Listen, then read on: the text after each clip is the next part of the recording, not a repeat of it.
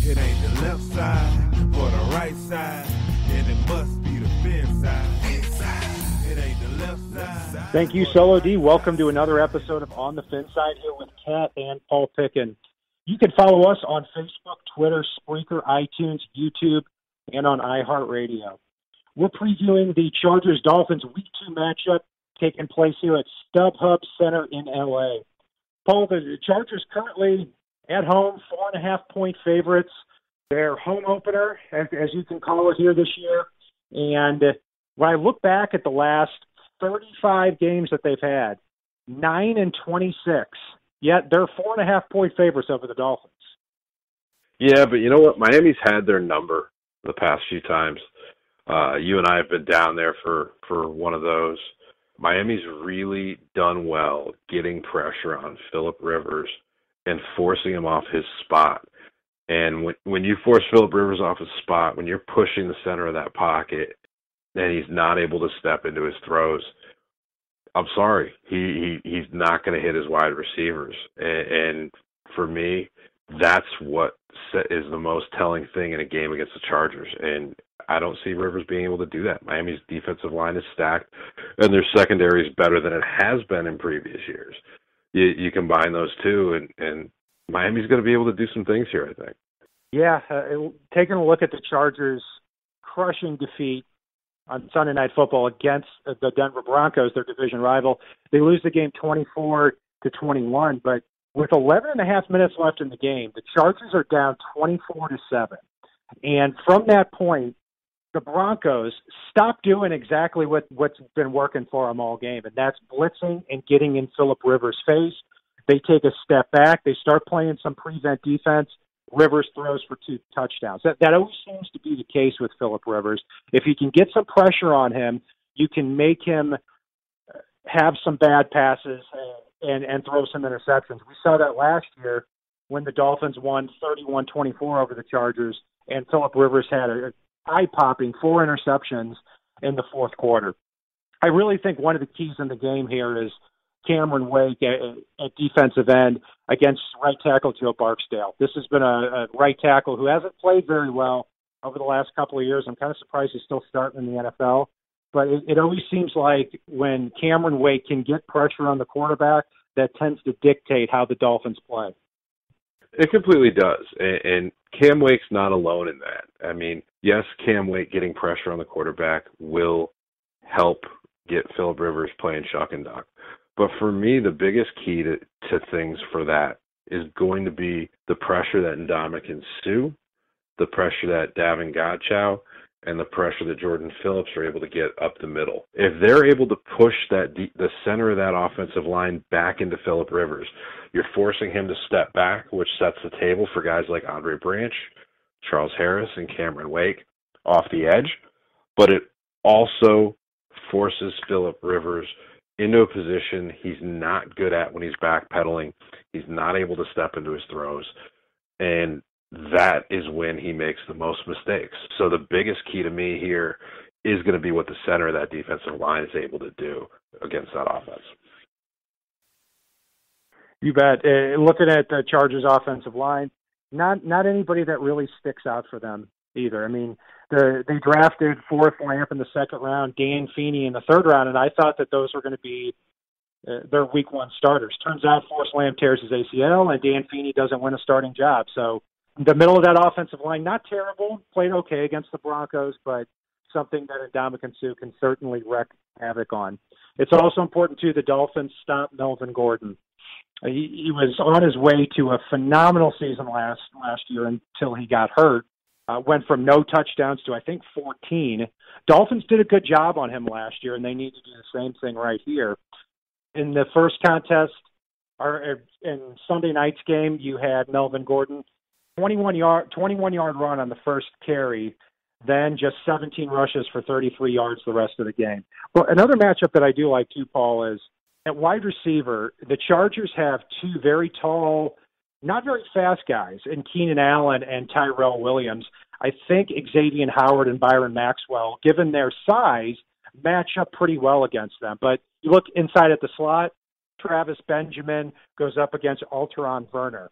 Benjamin can really turn on the Jets, as we saw on Sunday night's game when he had the long touchdown. So in terms of the weapons, how do you see this breaking down against Phillip Rivers versus the Dolphins defense?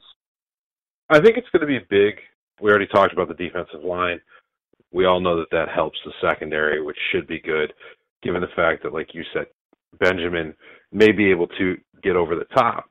But if Phillip Rivers isn't able to step into his throws and Miami's able to create that constant pressure with their front seven, it's not going to be as huge of a deal. I'm curious to see. It's going to be a very telling thing whether Werner's able to stay with Benjamin, whether he's able to get that help from the safeties over the top in Nate Allen and in Rashad Jones. Also interesting to see if some of the communication issues that we saw with guys like Byron Maxwell and Rashad Jones in the preseason continue to plague them into the regular season here as we move forward, because we did see a few times in the preseason there when the starting unit was on the field and there were some communication issues that let wide receivers run free. Can't afford to do that here. If Miami's able to do that, get the constant pressure from the front seven, I think Miami could be in really good shape. Pressuring the quarterback, we keep going back to that, is such a key in this game. Looking through the lens of Jay Cutler on the offensive side of the ball, clearly the biggest matchup, Joey Bosa and Melvin Ingram. You may not see a better defensive end tandem in the league. Melvin Ingram was an absolute monster on Sunday night. Joey Bosa was too. Each player had a sack and a half. And Joey Bosa, 12 sacks in 13 NFL games. The good thing is, Juwan James did a pretty good job on Joey Bosa last year, and that's really, to me, what's going to be the matchup on the offensive side of the ball. The Dolphins drafted Juwan James and Laramie Tunsil in the top 20 in their respective drafts, and now they're going to go up here, and they need to get the job done against possibly the best defensive end combo in the league. Definitely one of the best pass rushing defensive end combos in the league. I will give them credit for that. But Miami's also got the tool set to go out in this game and really force that pairing of defensive ends to either A, keep it honest and have to really defend the run and defend the screen game as well, or B, pin their ears back and get their entire defense destroyed during the game. Miami's got the weapons in Kenyon Drake, in Damian Williams, and in Jay Ajayi to really force those defensive ends to stay home a little bit and make some reads and slow them down. So, yeah, Laramie Tunsil and Juwan James are going to have a big day, but there are things that offense can and should be doing in this game that'll keep them honest. If they're just pinning their ears back, just dump it right over their head all game to those guys, run a couple of short slants and things like that to, Jakeem Grant, run a couple of end arounds. There are some really big things you can do that force those defensive ends to have to not just pin their ears back and come after Cutler, who has some really good pocket presence. So I'd be very intrigued to see if Miami does those things to keep them honest. When I looked at the Chargers depth chart and watching their game on Sunday night and throughout the preseason, I thought they are really good at the cornerback spots with Casey Hayward and Jason Verrett, and really good at the defensive end position. The rest of their defense, I could really take it or leave it. So part of what happened with them, too, is they lost inside linebacker Denzel Perryman for the year. So he's going to be replaced by Corey Toomer. But overall, I think the key in this is if they can neutralize Joey Bosa and they can neutralize Melvin Ingram, just the way you described, by having them rush more up the field, then that would be huge. And at the cornerback spot, there's a reason the Dolphins have at least 3 really good wide receivers. In the slot, it's going to be an interesting matchup with rookie Desmond King out of Iowa versus Jarvis Landry. Because if Jarvis Landry can win that contest, and I expect him to, Jay Cutler may have an underneath option all game. Completely. And the safeties are going to be kept completely honest by guys like Devontae Parker, guys like Kenny Stills, guys like Jakeem Grant. If the safeties are coming up to try to take away that underneath option, Miami can kill them over the top all game. Jay Cutler has shown he likes to go deep. He's shown that his whole career. He's got at least 3 deep threat weapons. and a seam threat tight end that they have to worry about on that defense. So you combine that with Jarvis Landry and Anthony Fasano playing the underneath all day. Miami just has too many weapons to not be able to do stuff this season. So if that defense can put that pressure on Rivers, I'm sorry. This is just a game that could easily skew heavily in the Dolphins' favor.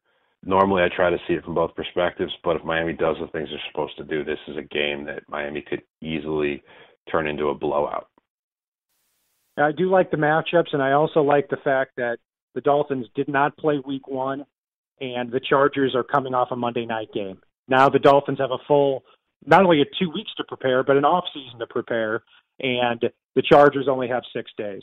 So for everything the Dolphins have dealt with here in August, I think this is one thing that can actually come out to their advantage. So, Paul, looking at this game in Los Angeles, not in San Diego, I have to get myself in the habit of not talking that way. Los Angeles, how do you see the Dolphins-Chargers game ending up? Well, I'm sure I'm going to get a few people throwing some comments my way on our YouTube page or out on one of our other sites, but honestly, I just see this being a game that starts out close, similar to the way the Chiefs and Patriots games did this past week. And then Miami opens it up and runs away with it, forcing Phillip Rivers to press even harder and make some mistakes as the game wears on.